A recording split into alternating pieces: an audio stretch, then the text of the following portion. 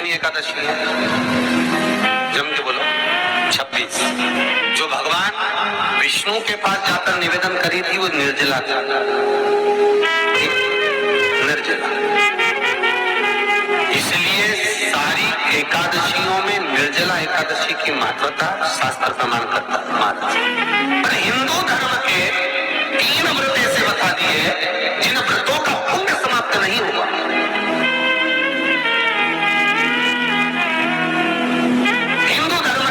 ऐसे हो गए जिनका पुण्य समाप्त नहीं हुआ महाराज, जिनका पुण्य प्रबलता में बढ़ता गया। पहले नंबर पर एकादशी, दूसरे नंबर पर प्रदोष और तीसरे नंबर पर शिवरात्रि। और निर्जला के दिन शिव महापुराण की कथा करती है, स्कंद पुराण करती है एकादशी का क्रम भले ना करें, पर निर्जला एकादशी के दिन जो तुलसी हम ठाकुर जी को समर्पित करते हैं वो तुलसी, ध्यान में देना, वो तुलसी अगर मान लो आपके पास में रखी है। निर्जला एकादशी के दिन भगवान ठाकुर जी को, सालीग्राम जी को, लड्डू गोपाल जी को आपके घर में, आपके मंदिर में जो आपने भगवान को तुलसी समर्पित करी है और तुलसी मान लो तुम्हारे पास रखी है और कोई व्यक्ति को बहुत बहुत ज्यादा कष्ट है शरीर में, बहुत बहुत कष्ट है, थोड़ी सी वो तुलसी चढ़ी हुई ठाकुर के चरणारविंद की, आप उस जीव को दो तो सही, आधा घंटा इंतजार करो, स्वास्थ्य में अंतर आना प्रारंभ हो जाता है। उस निर्जला, क्योंकि निर्जला ऐसी एकादशी है जिसने जगत में जाकर देवताओं के पास जाकर निवेदन कराए जग कल्याण। जितनी माताएं एकादशी का व्रत करती, बहुत ध्यान से सुनना आज की कथा हो, शायद जिंदगी में मिली ना मिली, और ये कथा का रास्ता तो बहुत ध्यान से सुनना। स्कंद पुराण यहाँ तक कहती है कि इस कथा के चरित्र को जो श्रवण कर लेता है उसको 26 एकादशी करना भी नहीं पड़ती। इस एकादशी की केवल ये कथा सुनकर ही वो तर जाता है। बहुत ध्यान से सुनना इसको कथा को। एकादशी के दिन जब आप जल शंकर को चढ़ाने दोनों दी जाती, जब एकादशी का दिन रहे और शंकर जी के मंदिर में आप जल समर्पित करें तो 3 बार मुख से स्वधा स्वधा स्वधा या स्वधा स्त्रोत का पाठ, जिसमें 12 श्लोक 2-4 है।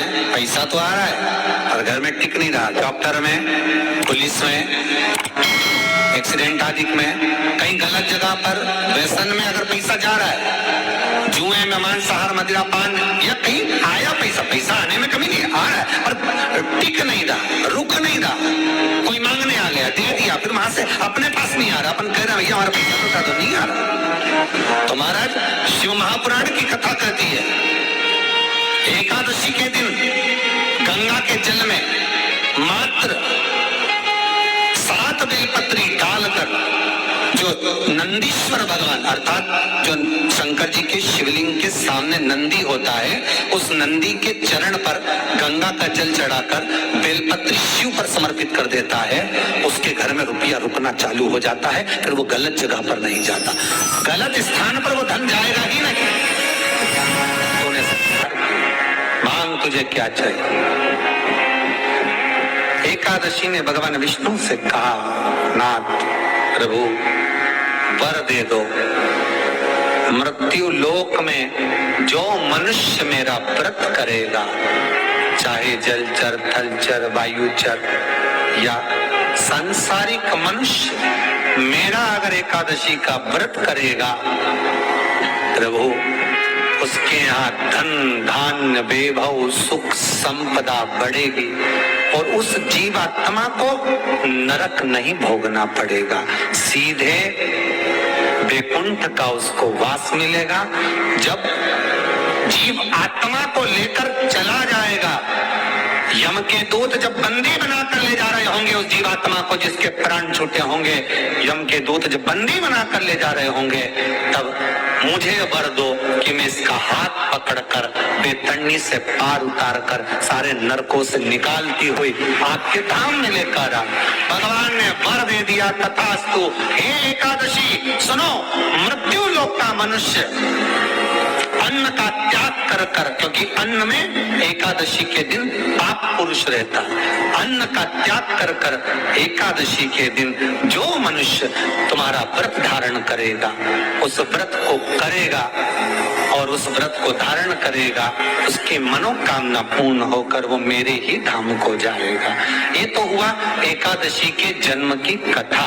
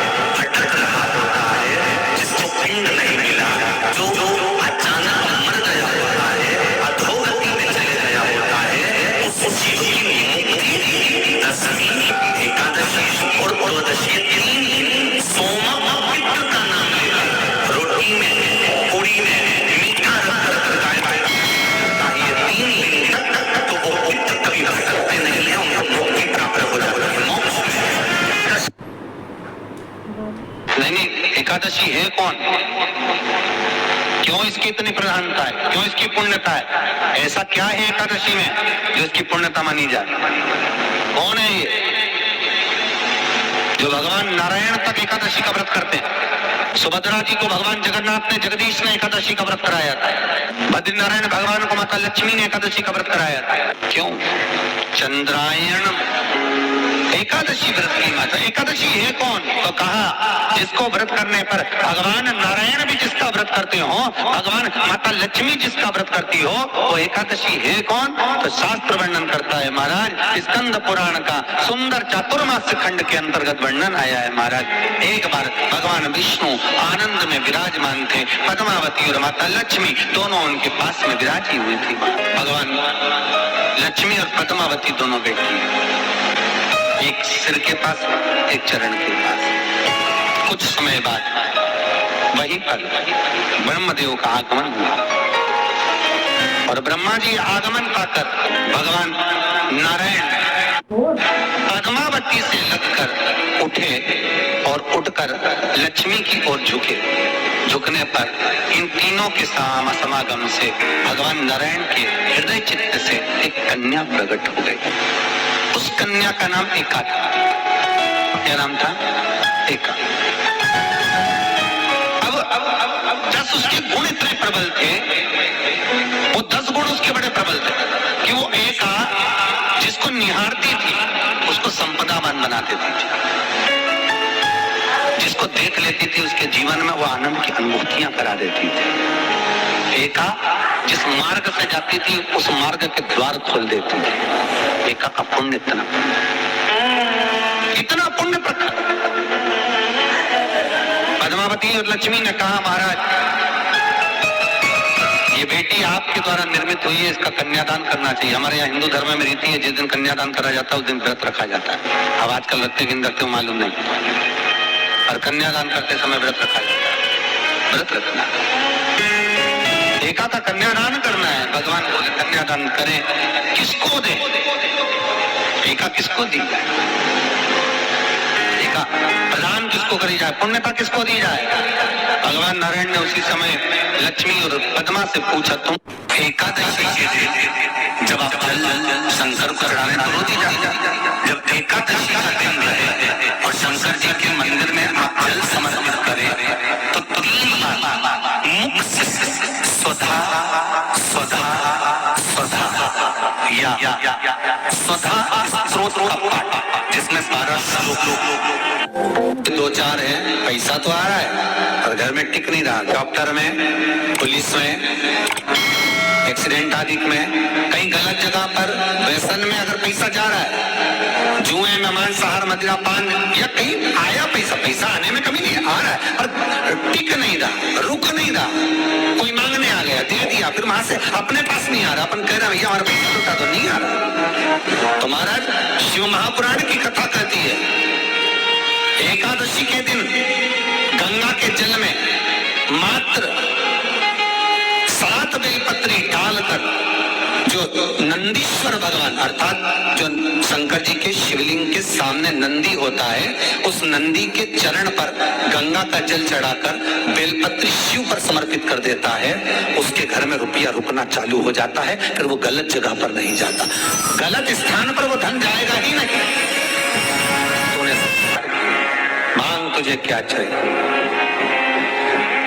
एकादशी ने भगवान विष्णु से कहा, नाथ प्रभु वर दे दो, मृत्यु लोक में जो मनुष्य मेरा व्रत करेगा, चाहे जलचर, थलचर, वायुचर या सांसारिक मनुष्य, मेरा अगर एकादशी का व्रत करेगा प्रभु, उसके यहाँ धन धान्य वैभव सुख संपदा बढ़ेगी और उस जीवात्मा को नरक नहीं भोगना पड़ेगा, सीधे वैकुंठ का उसको वास मिलेगा।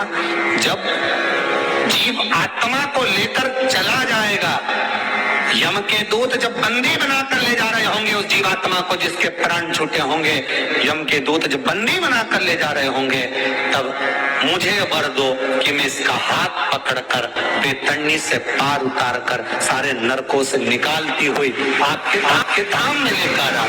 भगवान ने वर दे दिया, तथास्तु। हे एकादशी सुनो, मृत्यु लोक का मनुष्य अन्न का त्याग कर कर, क्योंकि अन्न में एकादशी के दिन पाप पुरुष रहता, अन्न का त्याग कर कर एकादशी के दिन जो मनुष्य तुम्हारा व्रत धारण करेगा, उस व्रत को करेगा और उस व्रत को धारण करेगा, उसकी मनोकामना पूर्ण होकर वो मेरे ही धाम को जाएगा। ये तो हुआ एकादशी के जन्म की कथा। एकादशी के दिन गंगा के जल में मात्र 7 बेलपत्री डालकर जो नंदीश्वर भगवान अर्थात जो शंकर जी के शिवलिंग के सामने नंदी होता है, उस नंदी के चरण पर गंगा का जल चढ़ाकर बेलपत्री शिव पर समर्पित कर देता है, उसके घर में रुपया रुकना चालू हो जाता है। फिर वो गलत जगह पर नहीं जाता, गलत स्थान पर वो धन जाएगा ही नहीं। बेटा अगर व्यसन में पड़ा हुआ है, मदिरा पान में पड़ा हुआ है, मांसाहार में, जुए आदि में जा रहा है, तुम्हें लग रहा है कि मेरा बेटा गलत मार्ग पर जा रहा है, ये मित्र दोस्ती गलत हो रही है, वो सही जगह पर आ जाए। करना है एकादशी। कई लोग इसको धन के लिए भी करते हैं, संपदा के लिए। संपदा के लिए अर्थात जिसका व्यापार नहीं चलता, जिसके घर में पैसा नहीं आता, या नौकरी नहीं लग रही, या सर्विस नहीं लग रही, आप अप्लाई कर रहे हो, जगह जगह जाकर इंटरव्यू भी दे रहे हो और पैसा नहीं आता, तो उसके लिए भी प्रयास किया जाता। पर उसके लिए यहाँ पर जो धन के लिए करते हैं, उसके लिए विष्णुपति के लिए करते हैं। मतलब जैसे गंगा के जल में तुलसी के 11 पत्ते डाले जाते हैं और उसको किसी नारायण के मंदिर में राम कृष्ण शिव शंकर जी, राम कृष्ण भगवान विष्णु दत्त आदि